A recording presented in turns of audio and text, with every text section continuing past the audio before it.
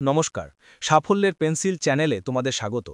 সচিবালয়ে নতুন নিয়োগ ২০২৫ অর্থাৎ সেক্রেটারিয়েট রিক্রুটমেন্ট ২০২৫-এ এমটিএস পোস্টে তোমাদের নিয়োগ করা হচ্ছে। সম্পূর্ণ পার্মানেন্ট সরকারি চাকরি, কোনো অস্থায়ী চাকরি নয়, যেখানে যোগ্যতা শুধুমাত্র মাধ্যমিক পাস, মেল ফিমেল বোথ ক্যান্ডিডেটই আবেদন করতে পারবে।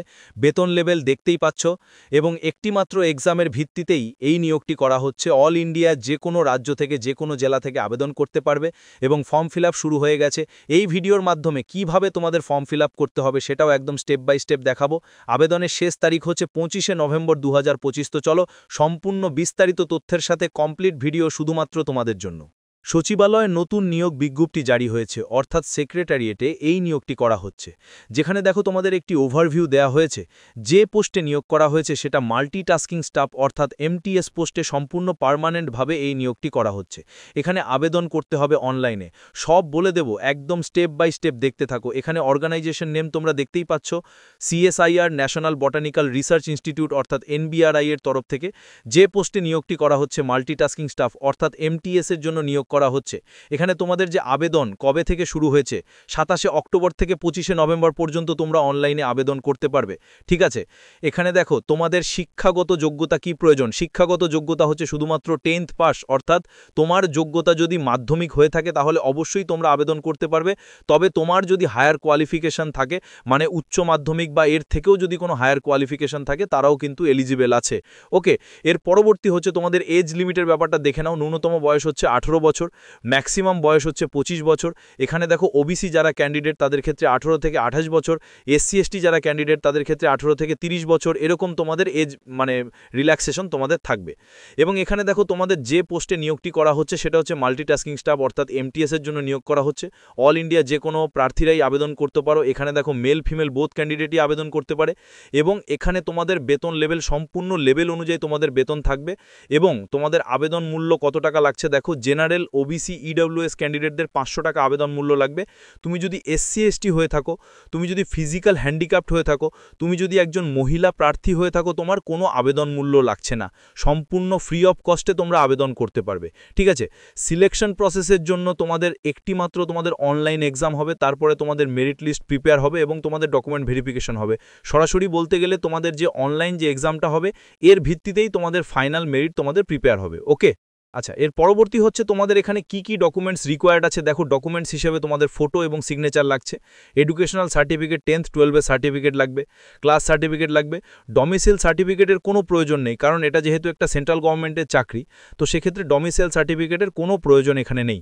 ঠিক আছে, এখানে তোমাদের আধার কার্ডটা তোমাদের প্রয়োজন আছে, আইডি প্রুফ হিসাবে তোমাদের লাগবে। ওকে, আচ্ছা, এর পরবর্তী হচ্ছে তোমাদের এখানে আবেদন কিভাবে করবে। আবেদন করার জন্য অফিসিয়াল ওয়েবসাইটে ভিজিট করবে। আমি সম্পূর্ণ দেখিয়ে দেবো তোমাদের কোন অফিসিয়াল সাইটে ভিজিট করতে হবে। অফিসিয়াল সাইটে ভিজিট করে তোমাদের সম্পূর্ণ ডিটেলস দিয়ে তোমাদের ফর্ম ফিল করতে হবে। তারপরে তোমাকে আবেদন মূল্য জমা করতে হবে এবং ফাইনালি তোমাকে সাবমিট করতে হবে। সাবমিট করার পরে সেই অ্যাপ্লিকেশন ফর্মের যে পিডিএফটা সেটা অবশ্যই তোমরা রেখে দেবে, কারণ ফিউচার রেফারেন্সের জন্য সেটার প্রয়োজন হতে পারে। এর পরবর্তী হচ্ছে তোমাদের কিভাবে আবেদন করবে। আবেদন করার জন্য যে লিঙ্ক তোমরা দেখতে পাচ্ছ এখান থেকে তোমরা আবেদন করতে পারবে। নোটিফিকেশনের পিডিএফটাও তোমরা ডাউনলোড করতে পারবে। আমি নোটিফিকেশনটা দেখিয়ে দিচ্ছি। এই হচ্ছে তোমাদের সম্পূর্ণ নোটিফিকেশন। দেখো, তোমাদের 27শে অক্টোবর থেকে আবেদন শুরু হয়েছে, 25শে নভেম্বর পর্যন্ত আবেদন করতে পারবে।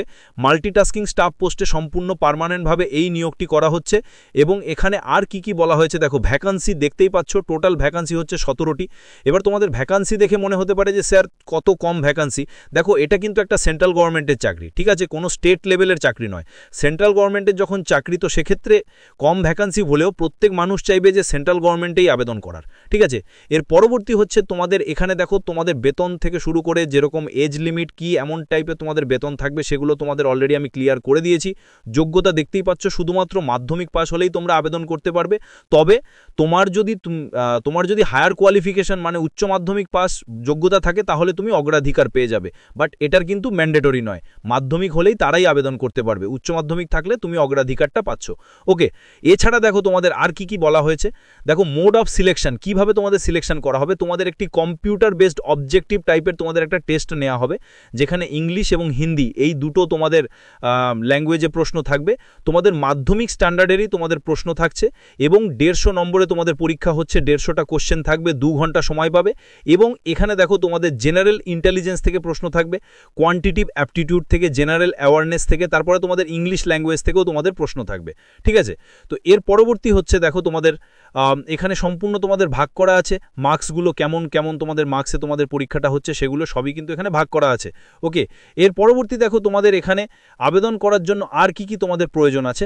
তো এখানে দেখো তোমাদের এজ রিল্যাক্সেশন, তোমাদের যারা এসসি/এসটি ক্যান্ডিডেট আছো তারা 5 বছর তোমরা বয়সে ছাড় পেয়ে যাবে, আর যারা ওবিসি ক্যান্ডিডেট আছো তারা বয়সে 3 বছর ছাড় পেয়ে যাবে। যারা পিডব্লিউবিডি ক্যাটাগরি থেকে তোমরাও এখানে আবেদন করতে পারো, তোমাদেরও এখানে এজ রিল্যাক্সেশন দেওয়া হয়েছে। এর পরবর্তী হচ্ছে তোমাদের এখানে আবেদন মূল্যের ব্যাপারটাও এখানে ক্লিয়ার করা আছে যে কত টাকা তোমাদের আবেদন মূল্য লাগবে। আমি সেই ব্যাপারটা যদিও তোমাদের বলে দিয়েছি যে আবেদন মূল্য তোমাদের কত টাকা লাগবে। এখানে দেখো তোমাদের আবেদন মূল্য যারা ইউআর, ওবিসি, ইডব্লিউএসদের 500 টাকা লাগছে।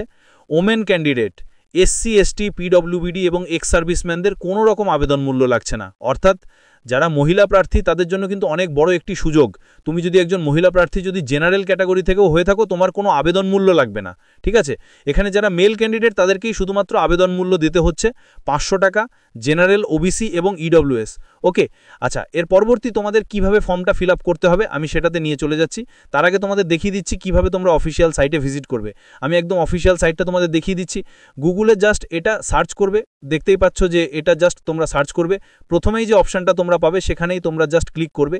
ক্লিক করেই তোমরা মেন পেজে ভিজিট করে যাবে, সেখান থেকেই তোমাদের আবেদন করতে হবে। আমি তোমাদের মেন পেজটা দেখিয়ে দিচ্ছি। এটা হলো তোমাদের মেন পেজ। তো এখান থেকেই তোমাদের আবেদন করতে হবে। আবেদন কিভাবে করবে? আবেদন করার জন্য তোমরা দেখতে পাবে যে এখানে দেখো অ্যাপ্লাই অনলাইন, এখানে রেজিস্টার অনলাইন বলে অপশানে তোমাদের ক্লিক করতে হবে। এখানে ক্লিক করার পরেই তোমাদের একটি পেজ তোমরা ভিজিট করবে। যে পেজটা তোমরা দেখতে পাচ্ছ এই হলো তোমাদের পেজ, এবং এখানে তোমাদের পাসপোর্ট সাইজের ছবি 50 কেবির মধ্যে হতে হবে, এগুলো কিন্তু এখানে মেনশন করা আছে। এবং আই এগ্রি অপশানে তোমাদের ক্লিক করতে হবে। আই এগ্রি অপশানে যখন তুমি ক্লিক করবে এখানে অ্যাডভার্টাইজমেন্ট নাম্বারটা তোমাদের সিলেক্ট করে নেবে। অ্যাডভার্টাইজমেন্ট নাম্বারটা সিলেক্ট করার পরে প্রথমে তোমার নাম, ঠিক আছে, নামটাকে সম্পূর্ণ টাইপ করবে। তারপরে তোমার ডেট অফ বার্থ এখান থেকে সিলেক্ট করে নেবে। তোমার জেন্ডার এখান থেকে সিলেক্ট করে নেবে, কোন জেন্ডার, ঠিক আছে। তারপরে তোমার ক্যাটাগরি এখান থেকে সিলেক্ট করে নেবে, দেখতে পাবে ক্যাটাগরি দেখতে পাবে। এরপরে তুমি যদি ফিজিক্যাল হ্যান্ডিক্যাপ্ট হয়ে থাকো তাহলে ইয়েস করবে, না হলে তুমি নো করে দেবে। তারপরে তুমি যদি স্ক্রাইব প্যাসেজ রিডার যদি হয়ে থাকো তাহলে সেটার জন্য সেটা। তো তারপরে হচ্ছে ম্যারিটাল স্ট্যাটাসের ক্ষেত্রে তুমি ম্যারিড না আনম্যারিড সেটা তুমি এখান থেকে সিলেক্ট করে নেবে। তারপরে হচ্ছে তুমি যদি একজন গভর্নমেন্টের এমপ্লয়ি হয়ে থাকো তাহলে ইয়েস করবে, না হলে তুমি নো করে দেবে।